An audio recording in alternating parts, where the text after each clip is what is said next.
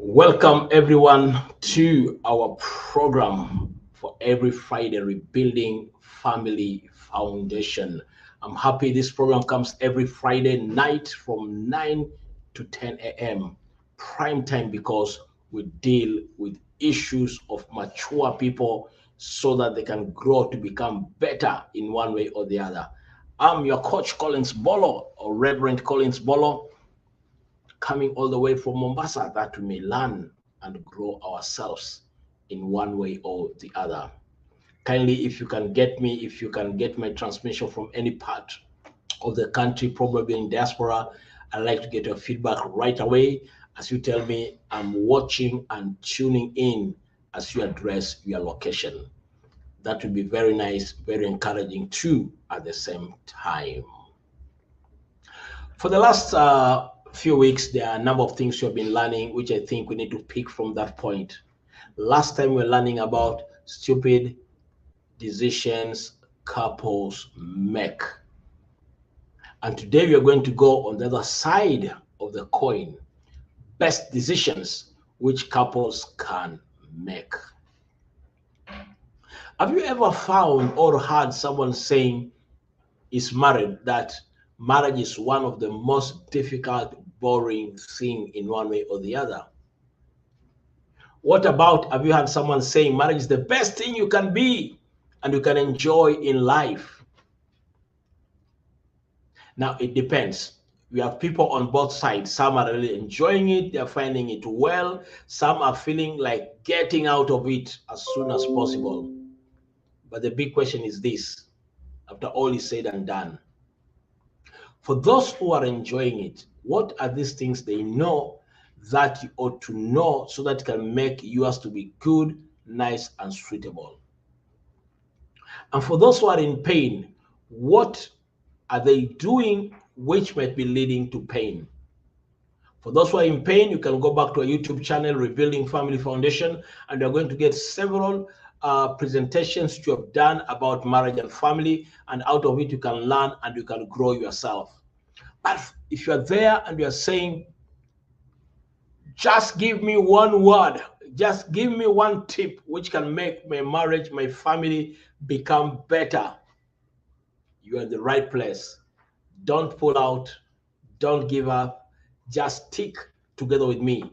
And as we move on, I'm quite sure in one way or the other, you're going to enjoy the moment and you're going to enjoy the great training and presentation for this night.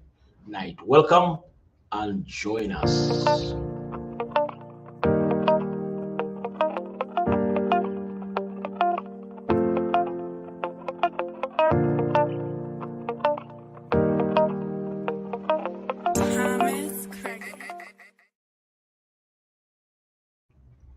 Thank you. Thank you very much. I'm happy and excited when we talk about marriage and family and relationship. It's one of the topics I love so much. One, because I was privileged to grow up in a family whereby we had a father who gave us a good example of what a father ought to be, and a mother who became one of the best mothers living and growing with us, apart from training and information which I have today, and as a certified marriage and family therapist. What are some of the best decisions you can make? Because today, in one way or the other, whether you're a Christian, you're a Muslim, you're a Buddhist, you're a Hindu, marriage is a global phenomenon. Some move monogamous, some polygamous, others in different contexts and in different ways. But the big question is this: for those who have decided to get into it, what are some of the best decisions we can make as couples to make our life become better. Now, that one means it is possible in one way or the other, people's life, marriage to become better. It is very much possible. There are people enjoying it. There are people appreciating it.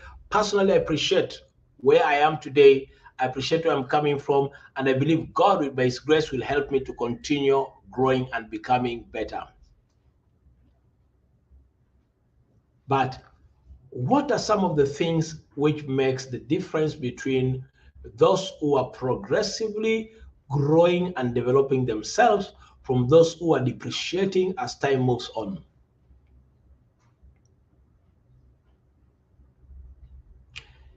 Most of every successful ventures are based on laws and principles.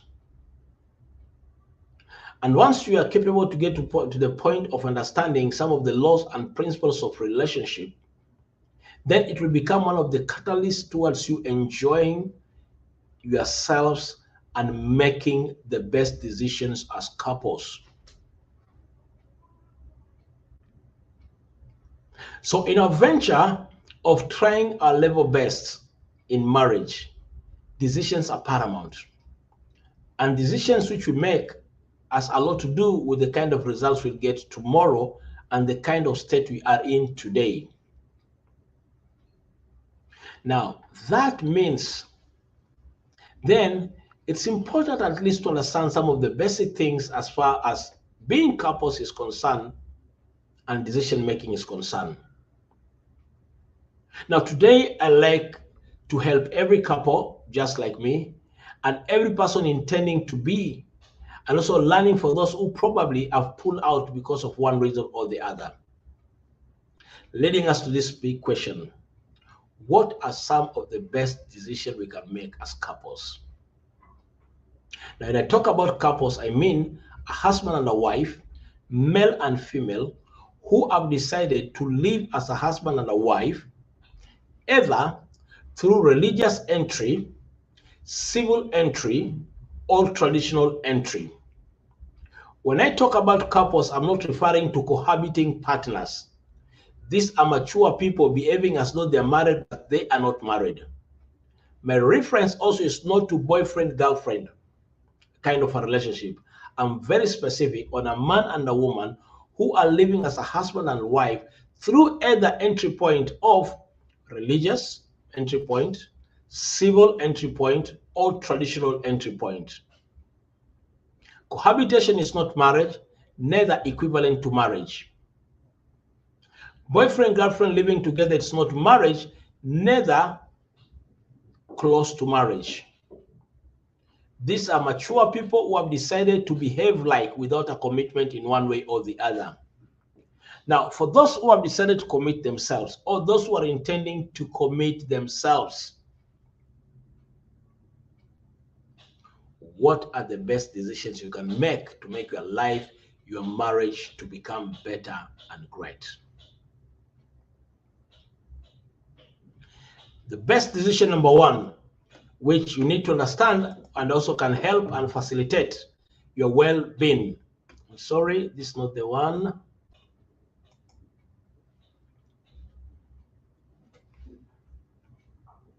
Something is wrong here.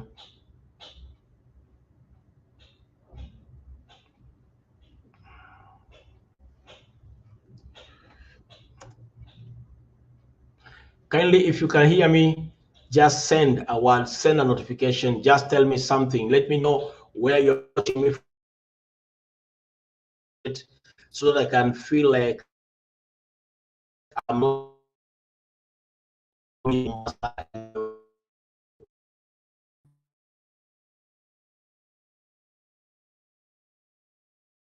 watching from at this particular point, and I will appreciate very, very much. Where are you watching us from? Let me make a correction here.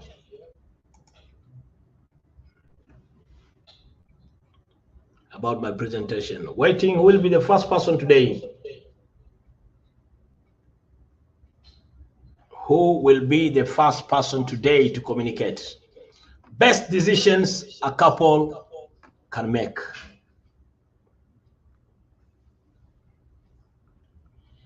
Decision number 1. Decide to build a love that lasts. Decide to build a love that lasts. Now, why is it important for one to build love that lasts? Now, when you talk about love in English, it's just one word. But if we go to some of all languages like Hebrew or Greek, it connotes 4 different aspects. When you talk about love in English, in Hebrew, it may mean agape. This is God's kind of love. Like when Jesus asked Peter, do you agape me? Do you love me unconditionally? That's still in English, just one word, love. Again, we have phileo. Do you love like brother, like a friend? Do you phileo me? It's still in English, love. Then we have like a brother. I sterego you. Love you like a or erotic or romantic love. Do you eros me? Now, one of the big disadvantages we have today in our society, especially thinking about love from a Western English point of view, when white people talk about I love you, most of the time they are talking about the emotional feeling which a person has for the next opposite sex. Love feelings. Now, the tricky part is that love feelings come and go, and they're determined with so many internal and external factors. And as couples, if the emotional love is the motivation for your relationship, then you have a big trouble. You'll be in big trouble. No wonder one great scholar said in marriage, 1% is food and sex, but 99% is what you think about your spouse. Now, the 99% has nothing to do specifically just emotions, feeling, erotic, sexual emotion. No. That's where most of the foundation of our marriages are shaky, because most of the time when men want to get to a lady, what drives them is how big are the boobs, how big are the butts, what about the figure? All those are good qualities which are God designed on mankind, but it contributes to 1%.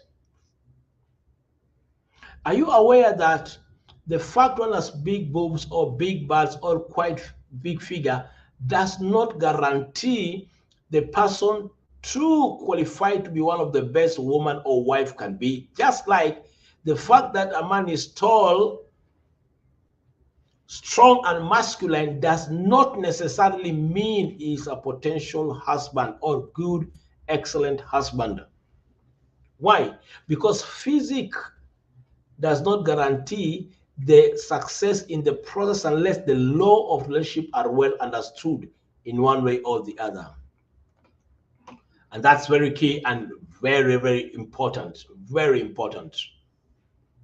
I'd like to appreciate Robert Mutua responding all the way from diaspora. Thank you, Robert Mutua.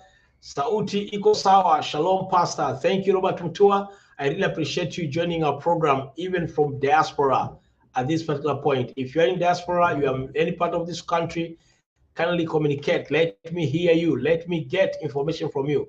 Where are you getting me from? I really appreciate so much, even as I get feedback from you in one way or the other. Great, let's move on. Now, that's why decision number 1 is that decide to build love that lasts. Now, when we talk about love that lasts, erotic love is on and off. There's no guarantee because you feel for someone, because it makes you not to sleep very well, because this person gives you sleepless night, because the figure makes you just feel like you are sweating in every part of you. It's good feeling, but you need to understand that in marriage, such kind of feeling will always be on and off. You cannot put as the basis and foundation of your marriage and relationship. It is good as a trigger factor in the law of attraction. Now, even loving someone as a brother is very good and nice, but loving your wife as a brother and she's not your brother, or loving your husband as a brother, it is good, nice, and it has its own place. But even brothers and sisters can disappoint you sometime in life. Now, loving as a friend is extreme. We already said that the love between me and you will be like friends. It's also very nice, very good, and also healthy in one way or the other.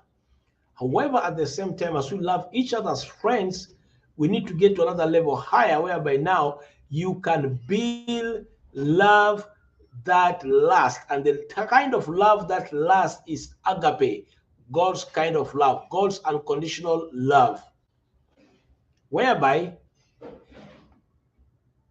the love relationship between you and your wife is not just based on the beauty which she beholds. Why? Beauty is like flower. One might take responsibility to make it to blossom for some years. Some people just become careless after they get married and it disappears after the first delivery. It happens. And for women, sometimes it's much faster unless they take discipline to continue to build and grow themselves to become better, beautiful, and excellent. So building love that lasts works well and better if both of you decide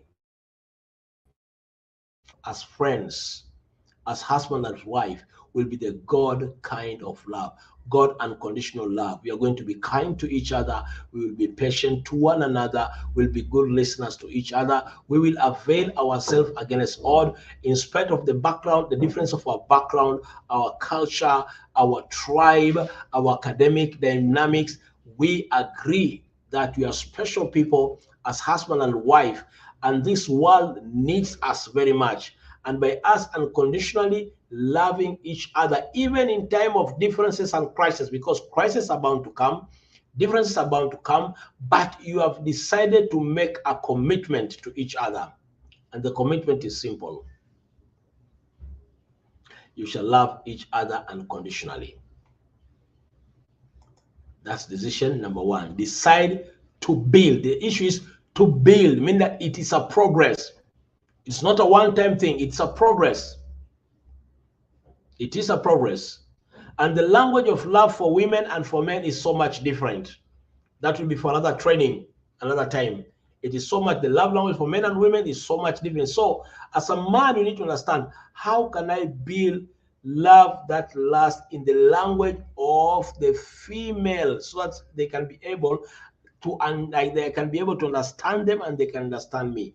As a woman, how can I build love that lasts with the language of a woman and understanding the language of my man, love language? Very key and very important. Why would we talk about love language? For example, a woman feels loved by a man or the husband who is available for him, presence. And a man feels respected and loved by a woman who respects her. Understand your love language. Number two, what is the second best decision couples can make to enjoy life? Decide to be positive. That's the second one. Decide to be positive as couples. Now, why is it important for you to decide to be positive? Now, we are living in a society whereby we remember the negatives more than the positive. We are living in a society whereby people actually store a lot of bitterness and anger and offenses, to the point whereby the beauty which they are seeing on each other, the strength they are seeing on each other, the thing which attracted themselves to each other starts fading off. Starts fading off at that particular point, and that one makes it to be extremely tricky. Extremely tricky. Now, that one means then Because we have difference of culture, even if it be the same tribe. I and my wife are of the same tribe, but our backgrounds are so much different. I came from a very religious home, while she came from an averagely religious home. So much different in so many ways. I was the firstborn. I'm the firstborn in a home. She's the lastborn in their home. That already makes default difference on how we view things. How I view as the firstborn, how she views life as the lastborn. Our personalities are so much different. But we have learned to be positive with one another. Now, one of the secrets of deciding to be positive, now the issue is decide. Because being negative is very natural, by the way. Being negative is very, very much natural. But being positive is a decision. So that one means, yes, when you look at your wife, out of 10 key things you can notice in her, probably you don't like 8, but there are 2 you like so much. Why don't you focus on the 2 you like, comment, compliment, and grow? Focus to grow the 2 things you like in her than commenting about the 8 things you don't like about her. In the same way to your husband, there's some few things you like about him, or probably out of 10 things, there are 6 things you don't like, there are 4 things you like. Why don't you be positive and start focusing on the 4 things you like and build from that point? Because you will never get Mr. Right and Mr. Perfect. You only see them in movies and you read them on novels. Why? Life is a progress of development. It's a process and progress of development. So Mr. Right and Mrs. Right do not exist. They only exist by learning to be positive so that things can be right in your own context. And that's why as couples, you have to decide to be positive. Be positive to each other. Don't be always nagging and negative. Don't be the kind of a person who reminds your wife and your husband about the things which happened in the past. Be positive. And the beautiful thing is this: the more positive you are, the more you are going to enjoy a feedback of being positive. But the more negative you become, the more tricky it becomes, even as far as growing, interacting, and such kind of things are concerned.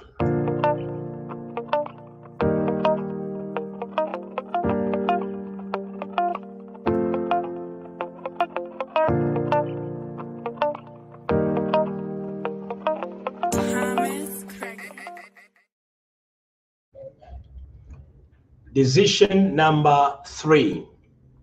What's the third decision, best decision you need to make as couples?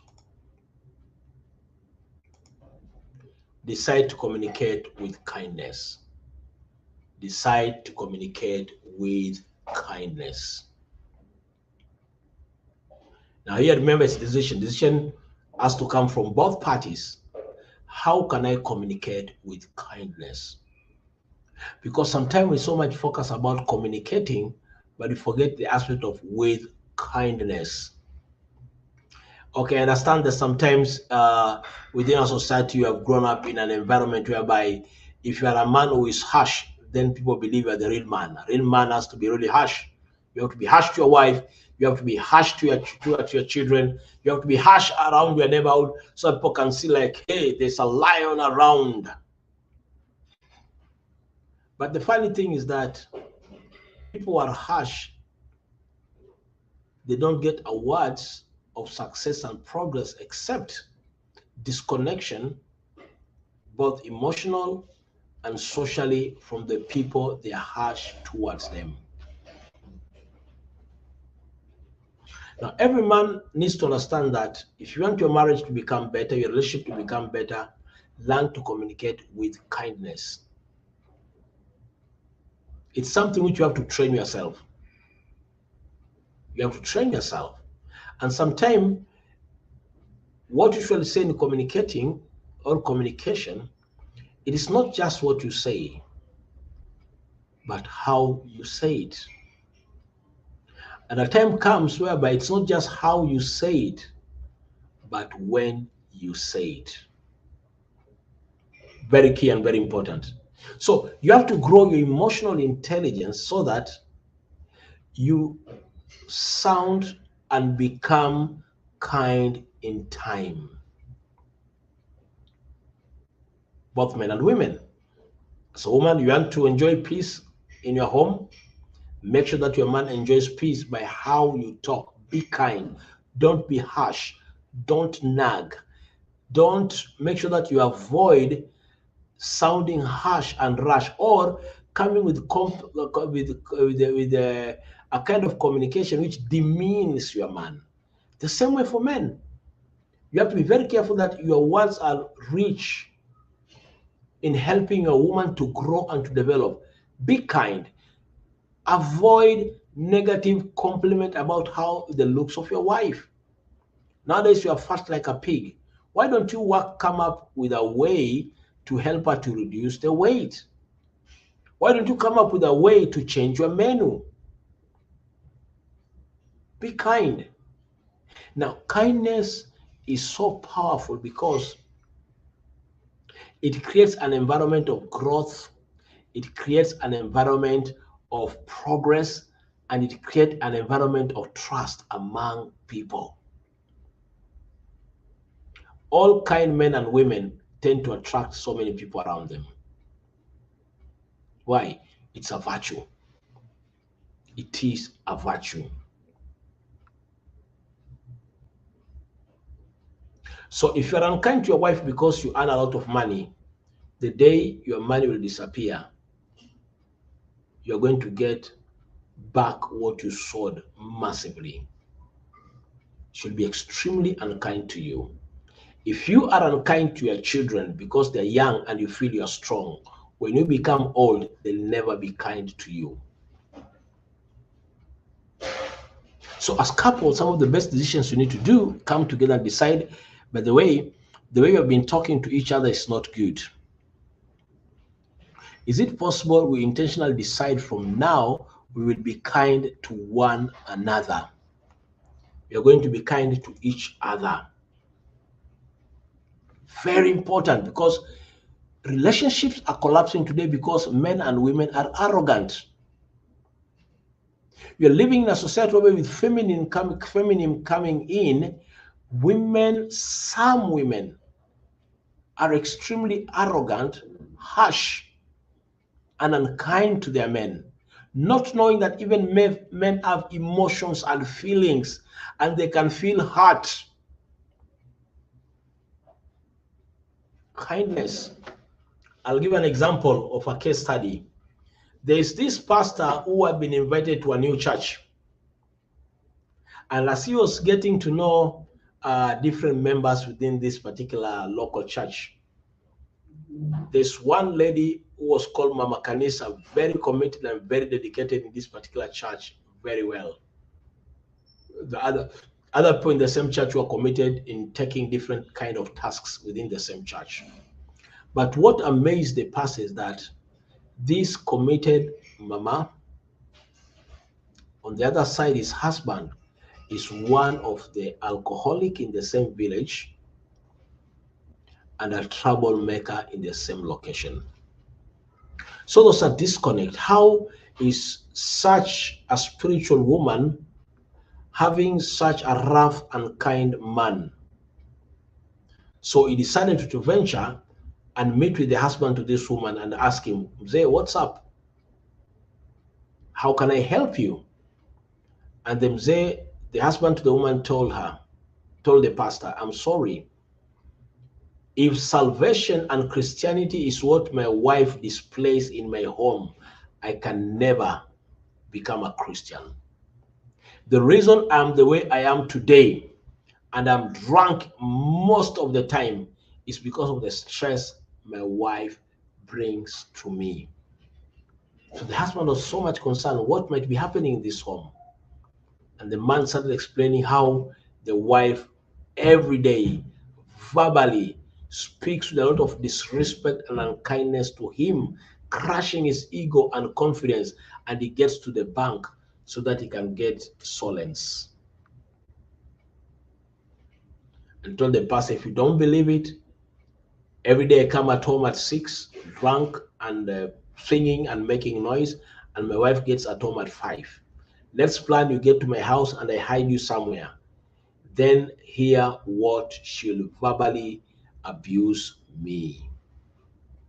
And they agreed. The pastor he went before the wife came in, he hid somewhere in the house.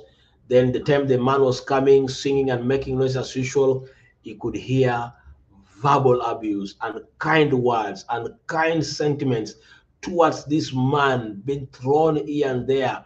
After the man came in, he called the pastor and he told him, listen now, you as a man, what makes you think I should not go to the bank and drink under such kind of situation? When the mama saw the pastor, she suddenly changed and started saying, Hallelujah, Bwana asifiwe.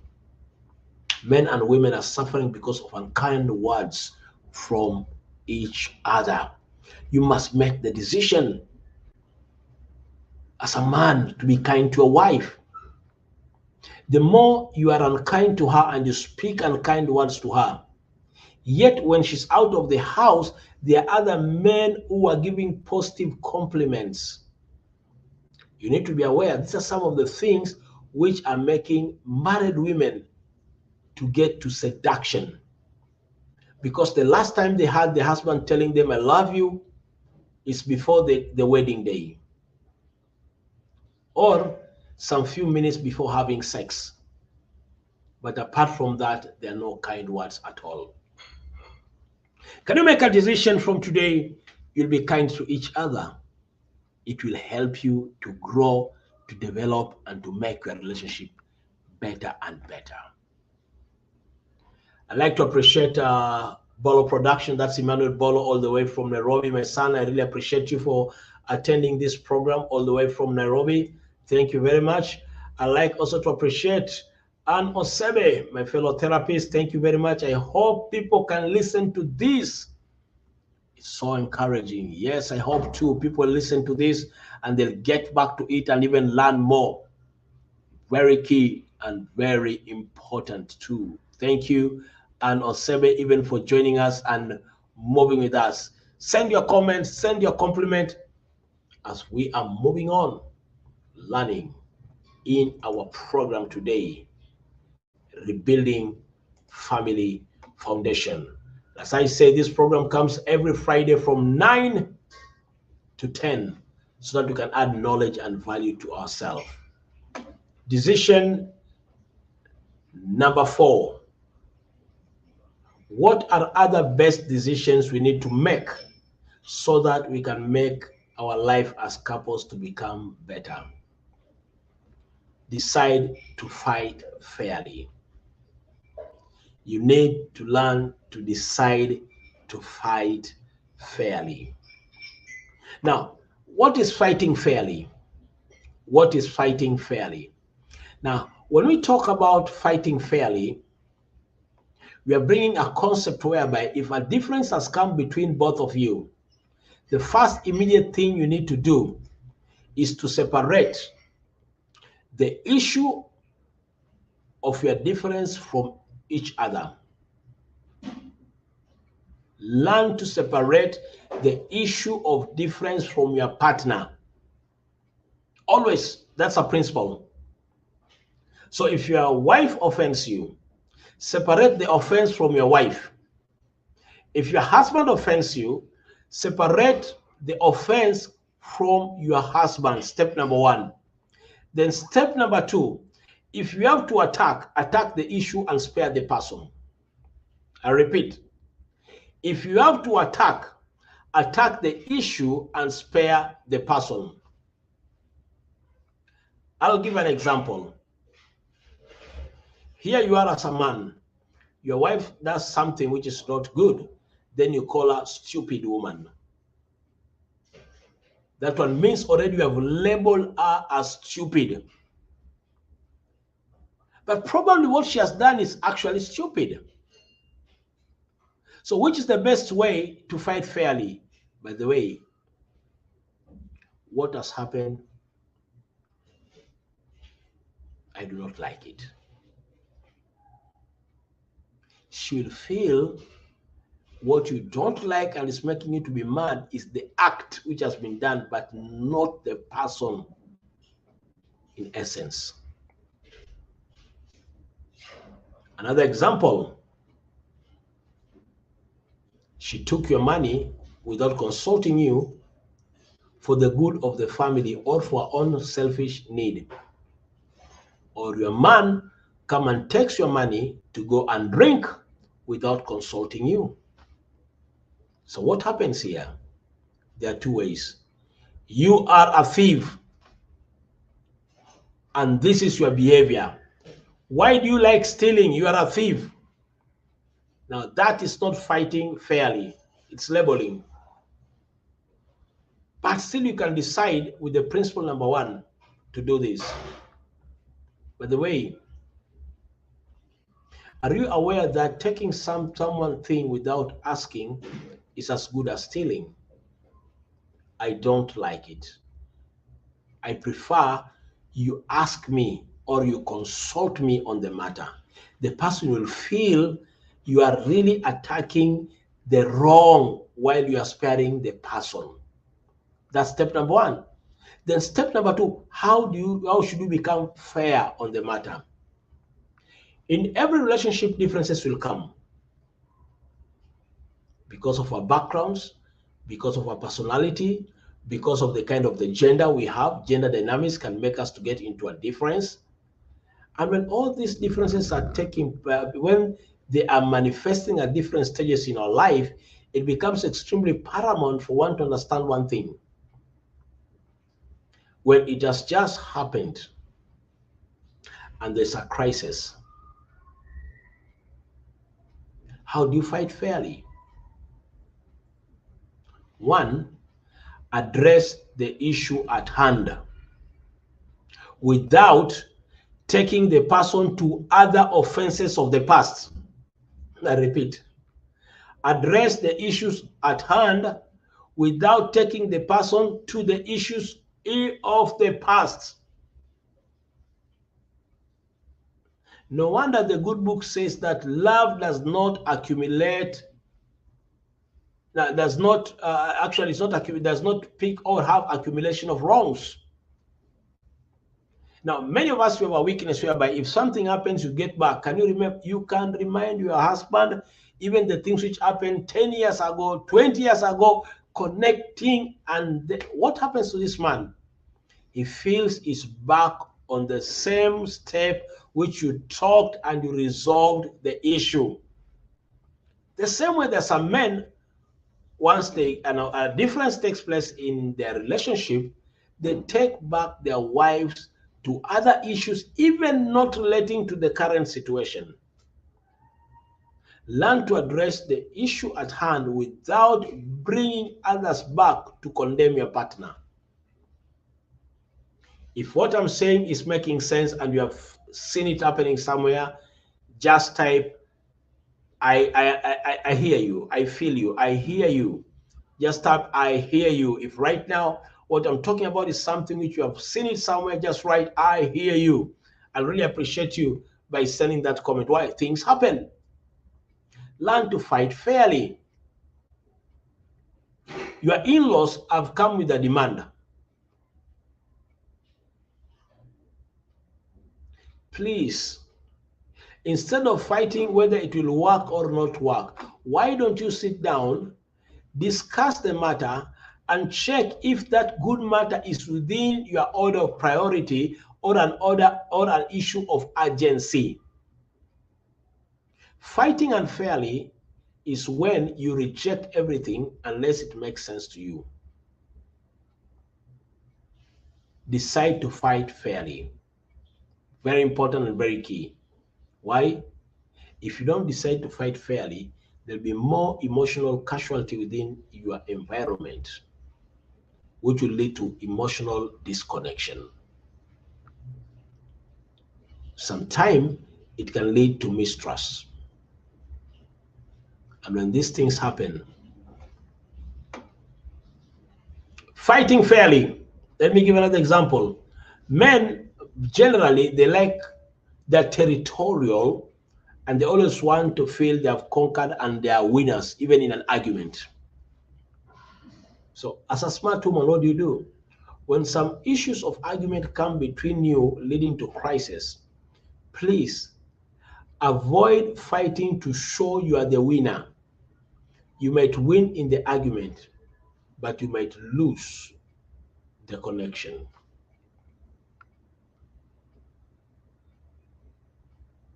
You might win in the argument, but you lose the connection. That one means you have to be smart enough to get to the point of understanding this. When arguments come in between both of you about anything, it is not about who is right, but are we handling it rightly? There are people who are good in arguing. There are men who are good. They'll argue. By the time you win in your argument, your wife feels like nothing, like nobody, of no value, and she sat around wondering and regretting, where did I put myself into? Yes, you have won as a man. You're happy you have won. It is true. It is good. But you're leaving someone feeling so crushed and wondering, when we were courting, this guy was a good listener. We could talk and agree on matters. But I think I was deceived. This guy just loved arguing for nothing. The same thing can happen to a woman. You can argue, and come up with facts until you win in the argument. But the big question is this, after all is said and done, have you won your man? Or you have just won the argument? And that's why if you separate these issues from the word go, and you argue on the issues without attacking the person, then the victory will be based on the issue, but the relationship are still going to become good, nice, and excellent. But it's a decision. You must decide to fight fairly. Be fair to your wife. Be fair to your husband. Don't expose your husband to your people. Decide to fight fairly. Number 5, decide we is greater than me. Decide we is greater than me. Now, why is it important to decide we is greater than me? Why is this important? Now, when you are single and unmarried, especially during the age of accountability from the age of 18 for women and the age of 21 for men, during that period, you had enough time to think as an individual, to think as a single, and to make decisions as a single entity, and go whenever you want and to do whatever you want as a single entity. That's one of the best privilege you had. The moment you decided to become husband and wife, this is one of the privileges which by default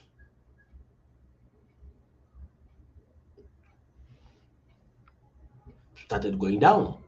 And now it's no longer about you or me, and the language now will be like we. What can we do? What can we plan? What is our budget? Where are you seeing we need to be in future? That's the language of couples they need to have. Whereby you are consciously aware, you are sharing life, and in your sharing life, each person has a role to play for the success of both of you. It is not about just the man, or not just about the woman, or just about the family of the man or the woman. Your family is out. It's about you as couples. Your language you must decide We is greater than me, my people, our relative. Forget about them. I'm not saying forgetting negatively. They're important people, but the importance should come after we has been addressed. That's why most of the people make a big mistake at this particular point.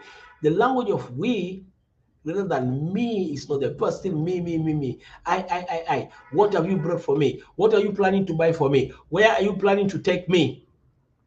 Why are other men doing ABCD to their wife and you're not doing it to me? Why are other women looking blah, blah, blah, but you're not good to me? The language of me can be extremely destructive because it purports that you as an individual, you are the most important point of reference against the other party or you both. If you are not willing to talk the language of we, don't get married. Stay single until you die. But if you decide to get married, you have to understand it's a life of two sharing together. And sharing does not mean leading from a state of equal, but equitable kind of leadership. The man as the head, the wife as the greatest support for the success. The woman, the wife. Now, so you're coming as the support system and the man as a leader, then as a leader, you need to develop the language of where this where I like us to go. This is what I think would help us. What can we do to make it a reality? Now that things are very hard economically, what can we do so that we can reduce the stress, financial stress levels? And sometimes you might need to sit down, decide, and take a fallback plan. Now that we are paying our house rent at 30,000 and things have become so tough, why don't we relocate to a cheaper place, cheaper facility, and then we take it as a fallback plan so that our financial strain can reduce. You decide, you talk together, you decide together, you agree together, and work together. But if one party thinks by itself, the man thinks by himself, you just go, you meet with your fellow men, you discuss, you decide, and you conclude. Then your wife and your children, like Makunguru, you just tell them, pack, and we are going. Going where? You have not discussed anything at all. Or because your wife, you as a woman, are the one who earns more and your man is jobless, you go to Chama, you discuss the matter with your fellow women or with your relatives, you come to a conclusion. The next thing, a lorry is coming, everything's been packed, the people are shifting to a new location because you have decided that's the best thing for the family. If it is not a discussion of the language of we, and me is greater, then you are going to fail. You don't need a prophet to tell you this. You'll fail. Marriage is an agenda of two, working together for a common goal, success and prosperity. But when me is greater than we, then challenges will come on our way. And that's why rebuilding family foundation comes in to educate us, to remind us, to inform us, to encourage us to remember some of these basic things we need to use to do while courting. And now we have forgotten them because of so many issues happening around our life. One of these days, we're going to have a parenting class and training. Make sure as you're joining our YouTube channel, our live broadcast, you work with us, you follow us, so that as this continues to grow and to move on, you won't miss the parenting training so you can become the best parents for our children. This is key. and also very, very, very important.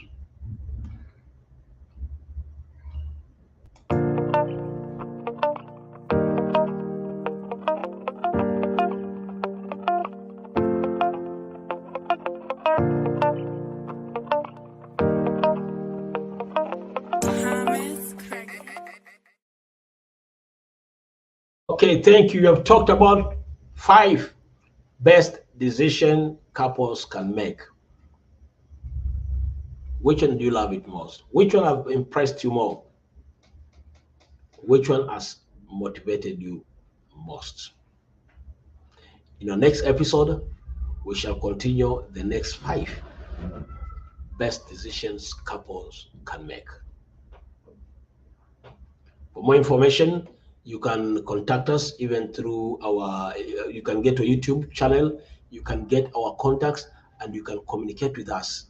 If you need one-on-one counseling therapy, kindly, you can get my number. Just text me, communicate to me, and we can plan exactly how you can get help. This is my number. In case you need prayers, in case you need counseling, you can actually get this number, call me, and you can organize in one of our facilities for counseling, and you can become better in many, many ways.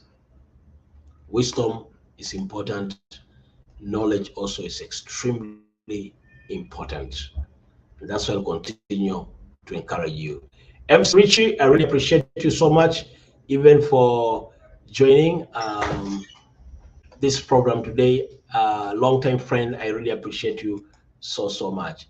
Thank you. That's what I have for you today in our program, Rebuilding Family Foundation. Next week, let's move on, learn more. But remember one thing, we have several programs running on. Every Tuesday, My Wealth, My Health, My Wealth, coming with Nurse Mary Celesa, Talk on Health. Every Wednesday, we have Moment with Christ, where we have different panelists coming in and discussing different spiritual matters and life. Every Thursday, we have Marketplace Venture, whereby we have a group of people coming in and talking and sharing together with us about success as far as marketplace is concerned in one way or the other. So you make sure that you don't miss that. And every Friday, we are Rebuilding Family Foundation, whereby sometimes we have panelists coming in and sometimes we have talks like today on matters of life, which are very key and very important. Before we finish, I'd like to appreciate Robert Mutua, say thank you for your teachings, Pastor. Welcome very much, Robert Mutua. I'm happy even as you have followed us all through to the end from diaspora. Yes, I have my queen around, Blessed Celesa Bolo, saying very insightful. Thank you, even as you're following me all the way from home in Nairobi. God bless you very much. Really, thank you so much. God bless you, everyone. Remember, we are back again on Tuesday. My health, my wealth. If this program has really taught you something good, subscribe and send the link also to your friends that they may watch and they may add value and knowledge to themselves. Good night. God bless you. Let's keep in touch again in our next episode.